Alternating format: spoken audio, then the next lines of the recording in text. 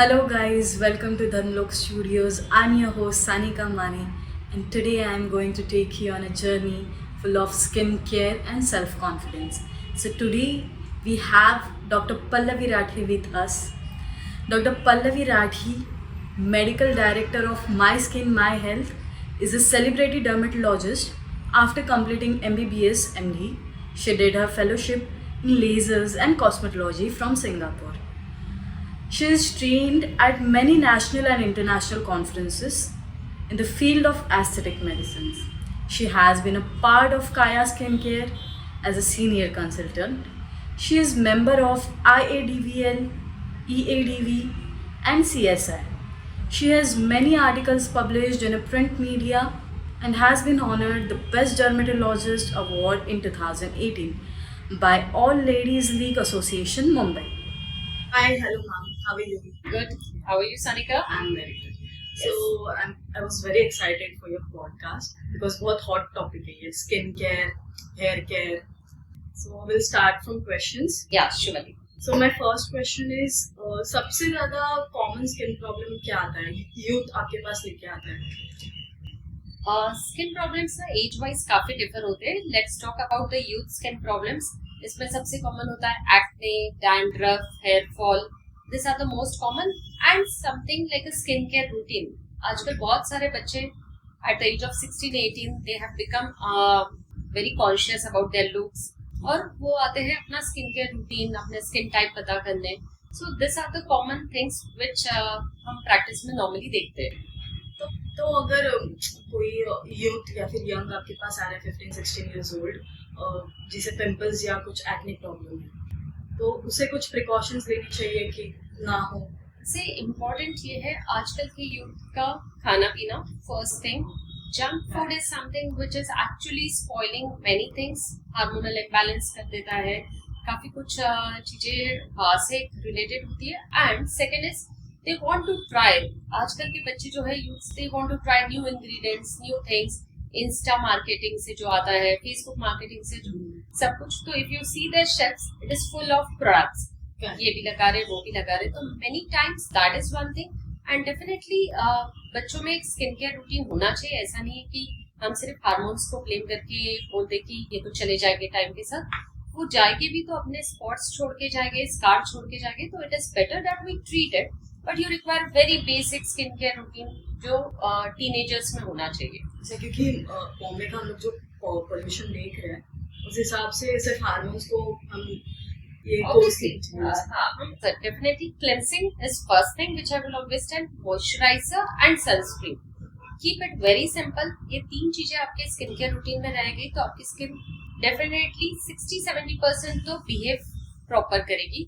और जो कुछ करेक्टिव स्टेप्स लेने रहते हैं, जैसे किसी को एक्ने है, किसी की स्किन बहुत ही ऑयली है, तो उनको कुछ मेडिकेटेड क्रीम्स की जरूरत पड़ सकती है. That is one additional. But otherwise face wash, आपका sunscreen and moisturiser is enough.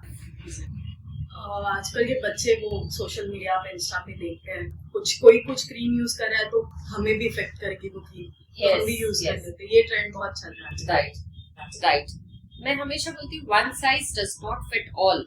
ये स्किन केयर रूटीन में भी या स्किन केयर में भी बहुत इंपॉर्टेंट है. हर एक की स्किन अलग होती है, स्किन की सेंसिटिविटी अलग होती है, लाइफस्टाइल अलग होता है. तो उस हिसाब से आपके प्रोडक्ट्स चेंज होना जरूरी है. तो डेली लाइफ में सनस्क्रीन का यूज कितना इम्पोर्टेंट है? It is very very important. Sunscreen 365 days, कोई भी वेदर कंडीशंस हो, आप इंडोर हो या आउटडोर हो, sunscreen is a must. Definitely sunscreen एक ऐसा इंग्रेडिएंट है which works as an anti ageing, the best anti ageing ingredient as well. बहुत सारे कॉम्प्लिकेशंस को वो बाद में प्रिवेंट करता है, जैसे कि पिगमेंटेशन हो गया, फाइन लाइंस है, रिंकल्स है, एजिंग प्रोसेस है, डलनेस ऑफ द स्किन है. तो sunscreen definitely is very very important. वो हमें इफेक्ट. यस. लाइक मैंने कहीं सुना है कि सनस्क्रीन दिन में 2 बार लगाना चाहिए, मॉर्निंग में 10 बजे और फिर 12 बजे. ये मिथ है या सच है? ये सच है. Ideally sunscreen should be reapplied every 4 hours. Okay. तो ये लगाना जरूरी होता है. बट वही होता है कि प्रैक्टिकली कभी कभी इम्पॉसिबल होता है. तो आजकल लॉन्ग लास्टिंग सनस्क्रीन अवेलेबल होते हैं. हायर SPF थोड़ा बहुत बेनिफिट करता है. बट यस, ट्वाइस और thrice a week, thrice a day is definitely recommended. हम तो एक ही बार लगा के छोड़ देते हैं.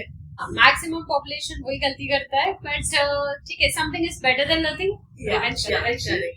फिर जो बाहर ज्यादा जिनका बाहर ट्रैवल रहता है उनके लिए मैंडेटरी, या फिर घर में जो बैठते हैं बेसिकली क्या होता है ना, सनस्क्रीन जो होता है, सनस्क्रीन आपको यूवीए, यूवीबी, फिर कुछ सनस्क्रीन आते हैं जो आईआर लाइट, विजिबल लाइट से भी आपको प्रोटेक्शन देते हैं।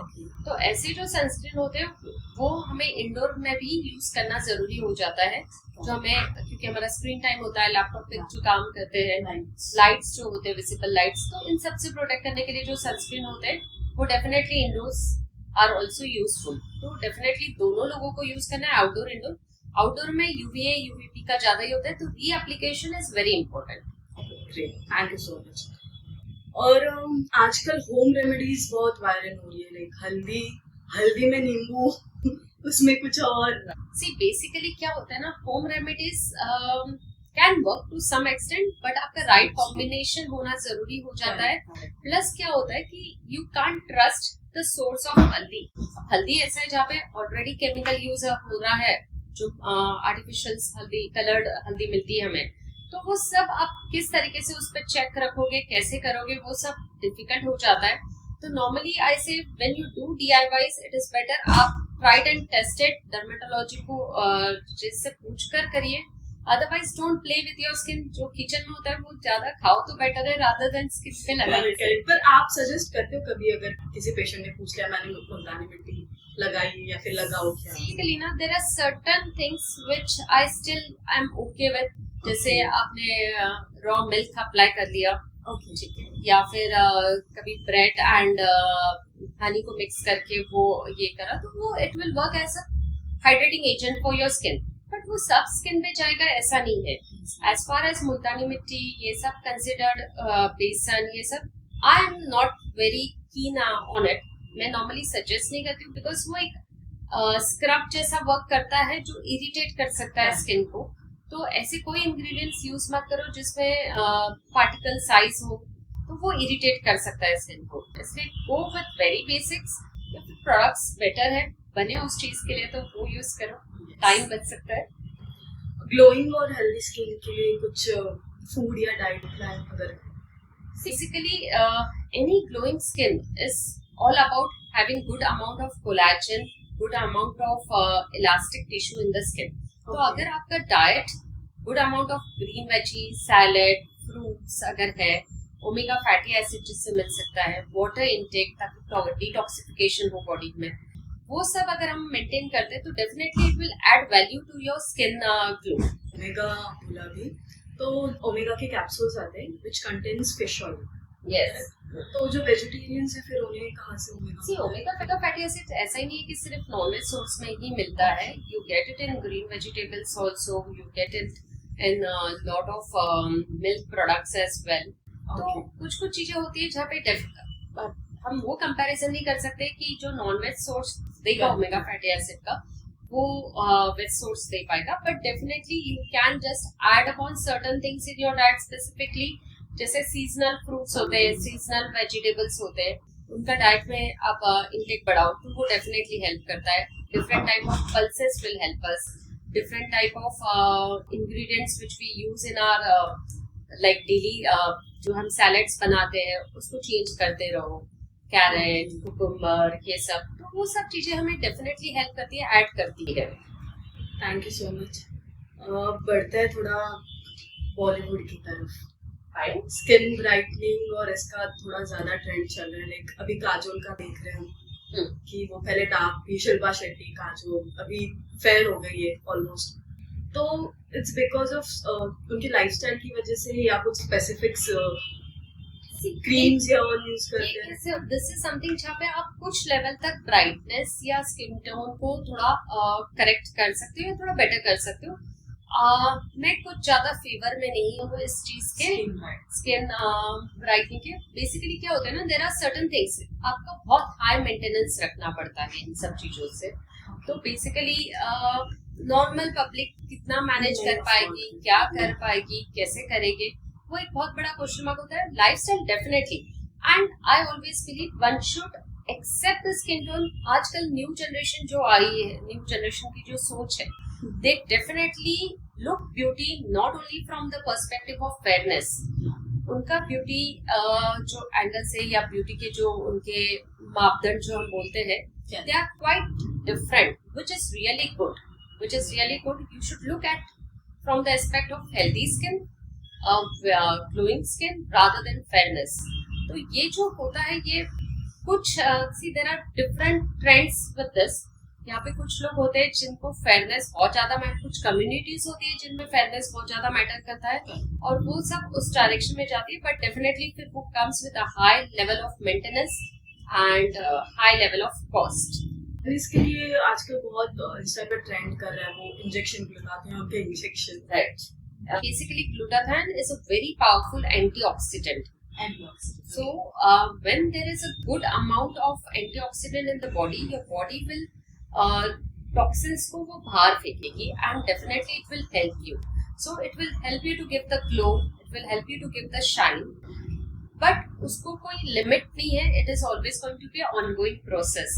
तो आप उसको यूज कर सकते हो, बट उसका मतलब उसका सेशंस कर सकते हैं, 3 सेशंस अभी कर सकते हैं लेजर की तरह. वो जैसा है कि उसमें आपको जब तक चाहिए तब तक आप करो, ऐसा है.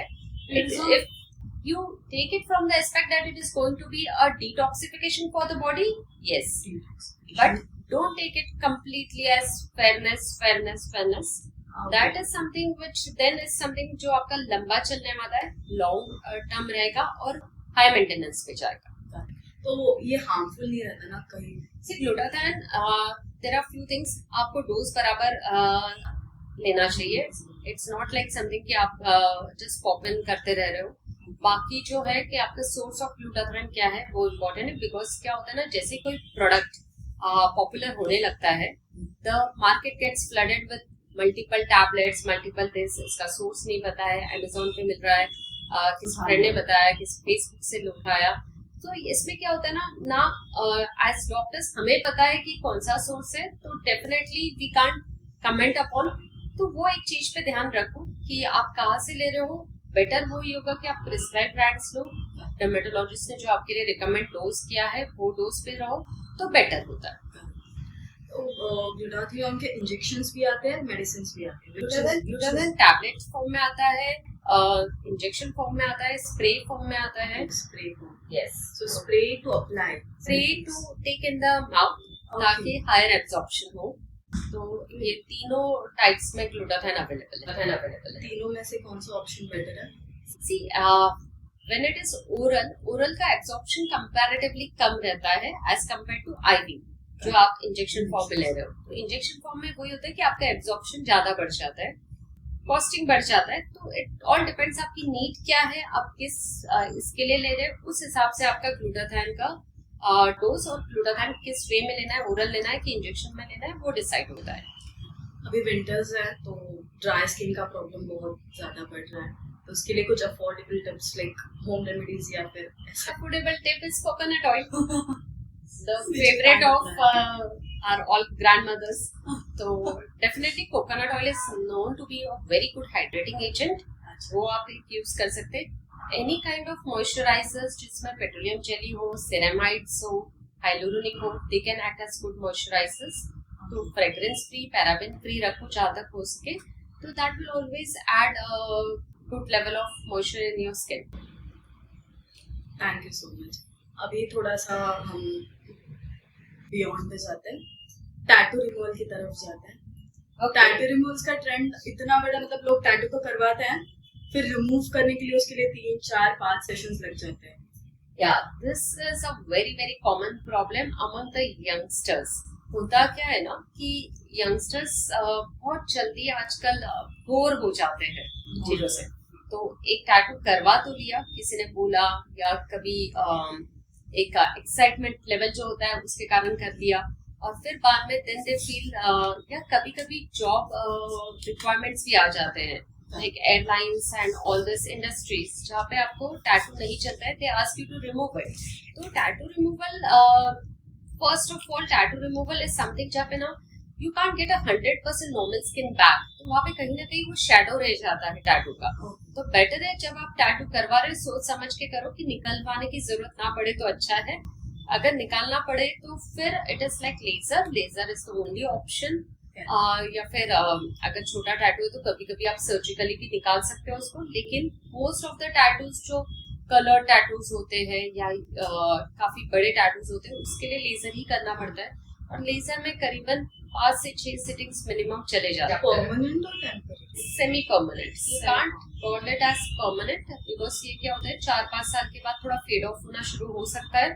तो डिपेंडिंग अपॉन दैट आपने कौन से कलर्स यूज किए हैं और क्या डेप्थ पे कलर को डाला है, बहुत सारी चीजें उसमें मैटर करती है। उस हिसाब से आपको उसको मेंटेन भी करना पड़ेगा एंड प्लस फिर रीडू करने की जरूरत पड़ सकती है। अभी बहुत स्किन केयर टिप्स मिल गए हैं, इतने में इतना ही मिलेगा क्योंकि ये पॉडकास्ट है। अगर और टिप्स चाहिए तो मैम को आपको क्लिनिक में विजिट करना पड़ेगा। अभी बढ़ते जो मोस्ट हॉट टॉपिक है, बहुत इरिटेटिंग है आजकल के यूथ में, which is hair problems, hair care. So my first question is hair fall आजकल हर दूसरे पर्सन का कंसर्न है, तो इसका रूट कॉज क्या होता है यार, कैसे कंट्रोल किया जा सकता है इसे? बेसिकली अगर आप देखोगे तो मैक्सिमम लोगों में हेयर फॉल का जो रीजन होता है either it is nutritional deficiency, आप चेक करोगे तो विटामिन डी कम आता है, आयरन लेवल्स कम रहते हैं, तो ये एक कॉज होता है। सेकंड हार्मोनल पीसीओडी पीसीओएस जो हम बोलते हैं, it is one of the commonest cause in young girls, जहाँ पे आप हेयर फॉल बच्चों में देखना शुरू हो गया है अभी, तो that could be hormonal as well. और तीसरा होता है जब आप बहुत ज्यादा केमिकल ट्रीटमेंट करते हो बालों पे, तो आप chemical treatment like straightening, rebonding, fashion की वजह से हम इतनी सारी जो चीजें करते हैं उसमें क्या होता है कंटिन्यूस डैमेज होता है, और कहीं ना कहीं हमारी हेयर की जो हेल्थ होती है या हेयर का जो स्ट्रेंथ होता है वो कम हो जाता है and it becomes easily vulnerable for damage. तो ऐसे भी होता है कुछ ट्रीटमेंट नहीं करवाए, you can take my example, कुछ ट्रीटमेंट नहीं करवाए, कुछ नहीं, कभी बोटॉक्स नहीं, कुछ नहीं, और ऐसे ही। तो पीसीओडी मुझे है, is the only one reason. Iron तो ठीक है, पर पीसीओडी को तो क्योर है ही नहीं ना। PCOD is a lifestyle disorder, हमें खाना पीना और स्ट्रेस मैनेज करते आना चाहिए। तो ये जो चीजें होती हैं इट इज वेरी सब्जेक्टिव। बोलने के लिए बहुत इजी होता है कि स्ट्रेस मैनेज करो, but it becomes difficult. But yes, अपना एक लाइफस्टाइल को थोड़ा चेंज करो, आपकी जो भी आपकी हॉबीज है, morning walk, some kind of exercise, physical activity for 30-45 minutes, that is important, that will definitely help you. And secondly, PCOD में कुछ medications आते हैं जो non hormonal है, you can take help of those medicines initially to correct it and then balance it with your diet and lifestyle. So that is the right way to handle PCOD related skin hair issues. अगर कोई आपके पास skin issue और hair issue दोनों के लिए आया है कि अभी पिंपल्स हो गए हैं एंड देन हेयर प्रॉब्लम भी, हेयर फॉल भी है, तो आइसोट्रेटिनॉइन की वजह से काफ़ी हद तक हेयर फॉल होता है, ऐसा मैंने सुना है। तो ऐसे केसेस में क्या करते हो आप? बेसिकली क्या है ना, आइसोट्रेटिनॉइन अगर आप हाई डोज पे दे रहे हो तो definitely hair fall is expected. तो इसमें क्या होता है ना कि आप हमेशा प्रोज एंड कॉन्स देखते हो। अगर किसी की स्किन पे इतने एक्ने हैं कि उसको स्कार होने के चांसेस है तो डेफिनेटली आइसोट्रेटिनॉइन देना पड़ता है तब।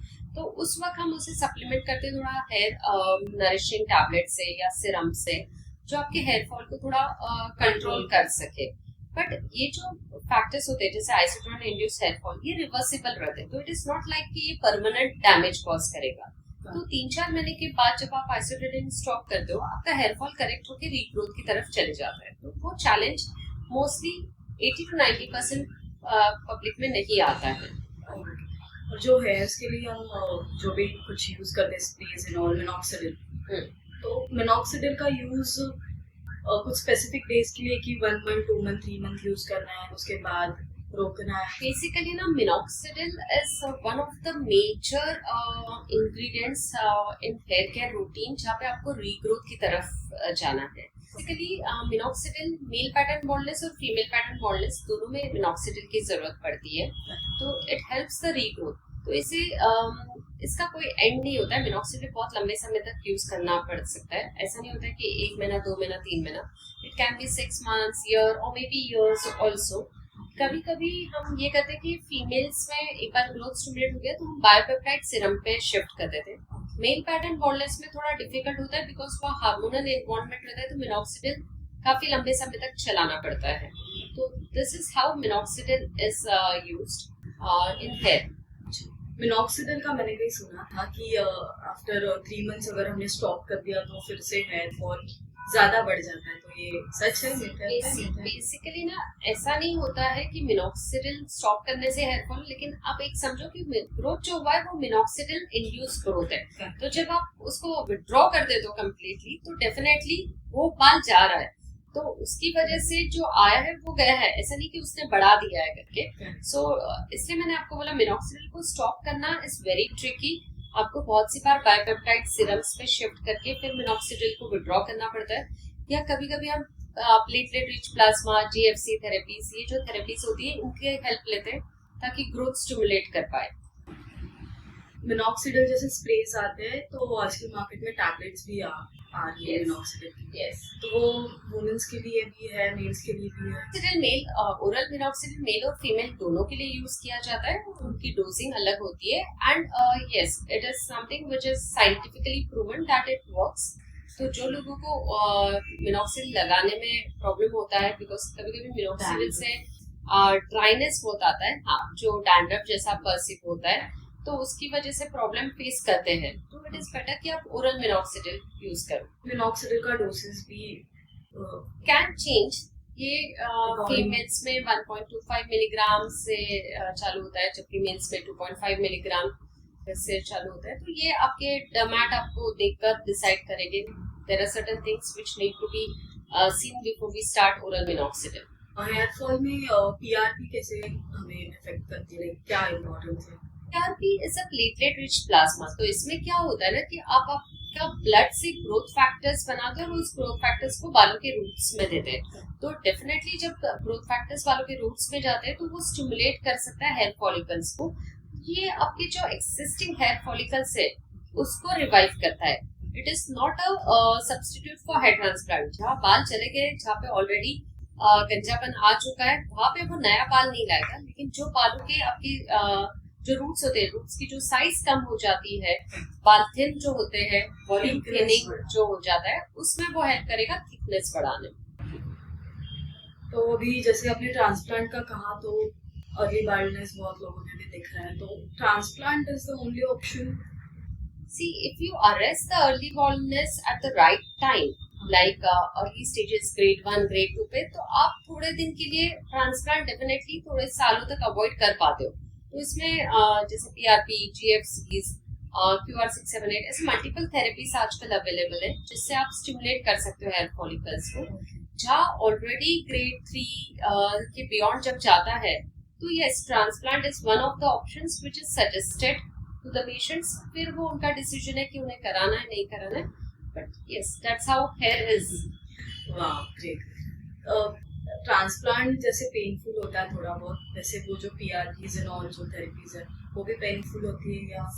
GFC थेरेपीज ट्रांसप्लांट जितना तो नहीं ये बोल सकते हम, क्योंकि ट्रांसप्लांट में तो आपको प्रॉपर एनेस्थेशिया देके सब करना है। बट एक बार एनेस्थेशिया दे दिया तो transplant also is non painful. Secondly जब PRP, GFCs जो होते हैं, ये ट्रीटमेंट्स थोड़े बहुत इन्वेसिव होने की वजह से थोड़ा बहुत पेन रह सकता है, but it is not unbearable.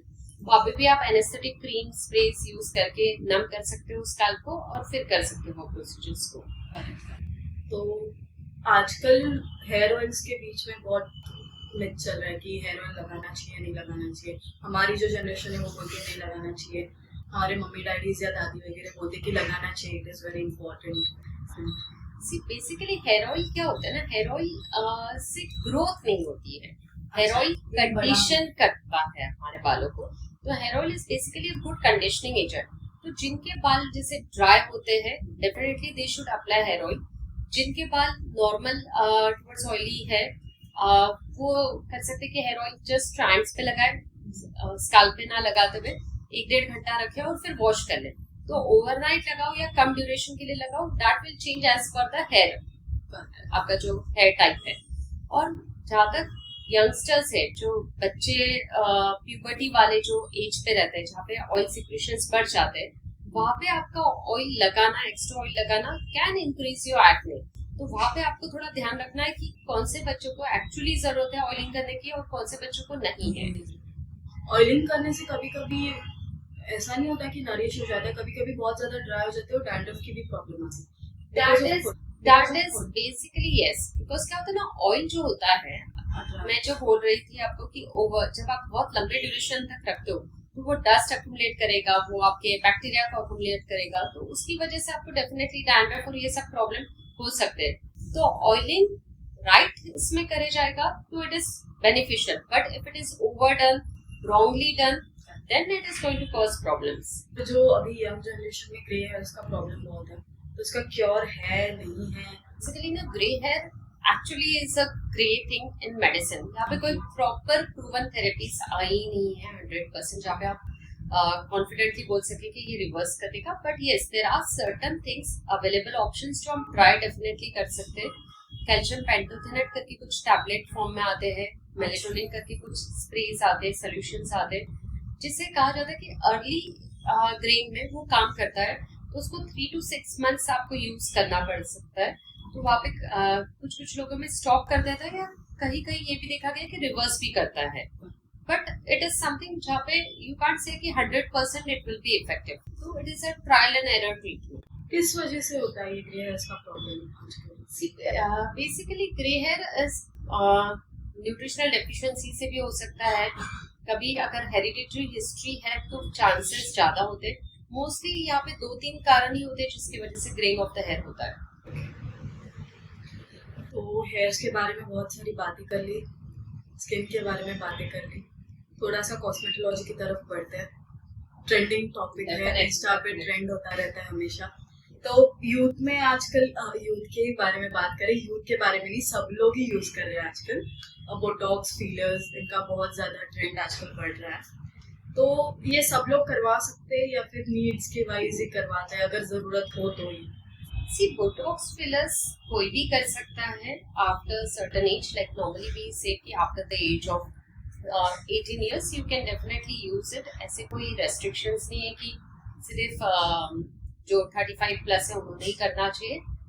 Need based होता है बोटॉक्स, किसकी नीड क्या है उस बेसिस पे। जैसे बोटॉक्स यूज होता है फोरहेड रिंकल्स के लिए, वो यूज होता है बनी लाइंस के लिए, जिनको यहाँ पे लाइंस आती है, फ्राउन के लिए यूज होता है, प्रो फिट के लिए यूज होता है। तो देयर आर मल्टीपल इंडिकेशंस जहाँ बोटॉक्स यूज होता है।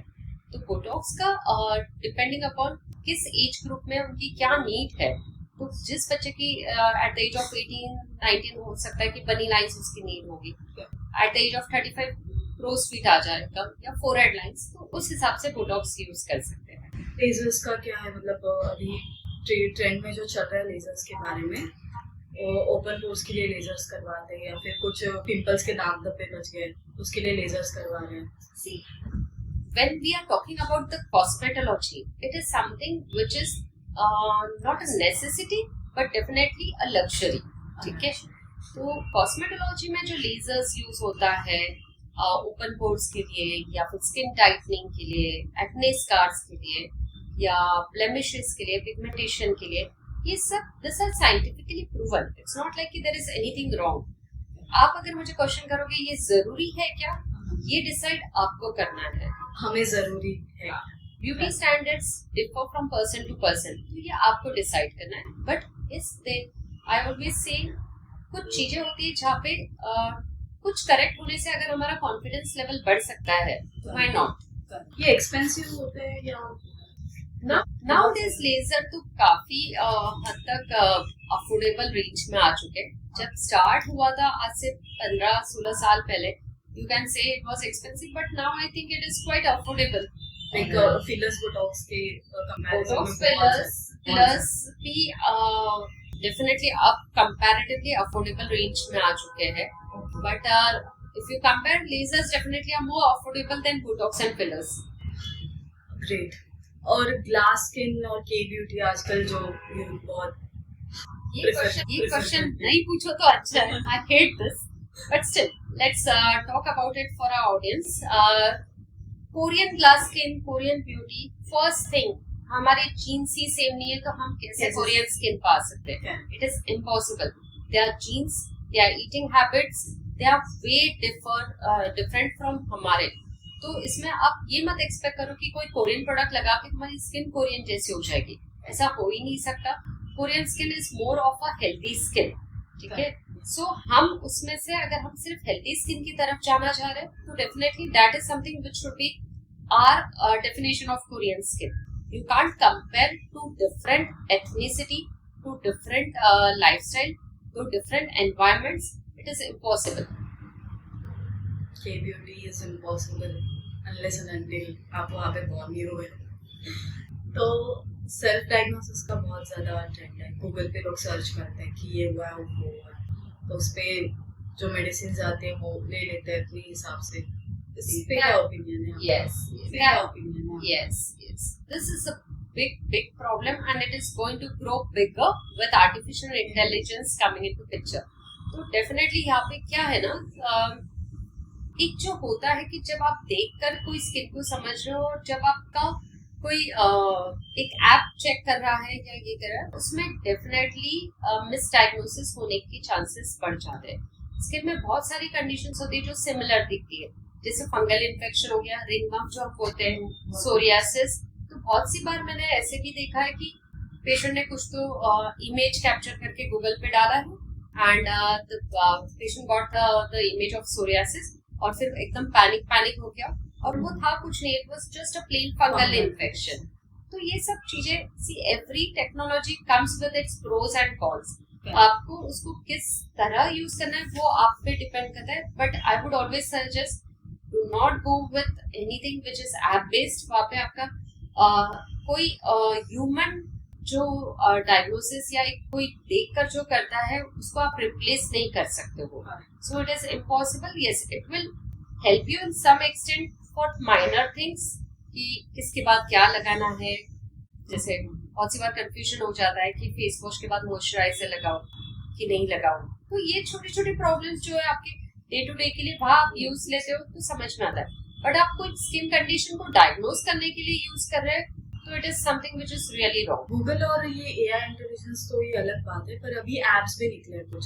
Yes. तो उस पे डर्मेटोलॉजिस्ट होती है, फिर आप उनके साथ चैट कर सकते हो.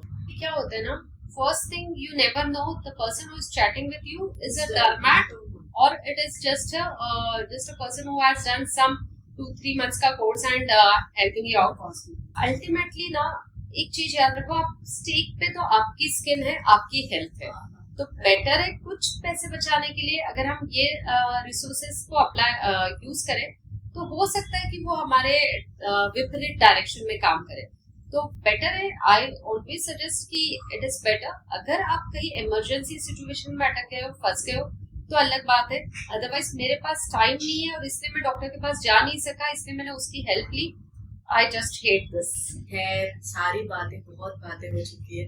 काफी हद तक मैम ने हमारे साथ अपनी नॉलेज शेयर की है. Thank you so much ma'am. Most welcome. Last सवाल रहेगा मेरा ब्यूटी स्टैंडर्ड्स के बारे में कि ब्यूटी को कैसे देखना चाहिए लोगों को. Beauty standards are very very subjective. ठीक है, किसी को काजोल बहुत पसंद आएगी तो किसी को माधुरी दीक्षित बहुत पसंद आएगी. ठीक है, तो ये जो स्टैंडर्ड्स होते हैं ये हम डिफाइन कर रहे हैं, हमारी सोसाइटी डिफाइन कर रही है, हमारा कल्चर डिफाइन कर रहा है. तो ये जो स्टैंडर्ड्स में आप मुझे अगर ब्यूटी स्टैंडर्ड्स पूछोगे तो आई will always say for me it is very simple. It should be good healthy skin which should have its own glow, natural glow. Don't go towards obsession of fairness and stuff. मैं ये नहीं बोलती हूँ कि आप pigmentation जो है आपका उसको करेक्ट मत करो, आपका जो टैन है जो आप करेक्ट कर सकते हो वो ना करो. वो डेफिनेटली हमें करना चाहिए because that will enhance our beauty. But it does not mean कि you should go for something कि मुझे काजोल जैसे थी अब वो कैसी है वैसा बना दो. This is the question which I hate like anything. या मुझे कोरियन ग्लास स्किन दे दो, ऐसा नहीं होता है. It is not that you should look from that perspective. And मैंने शायद बीच में भी एक बार बोला था हमारे डिस्कशन के वक्त कि nowadays the perspective is really changing.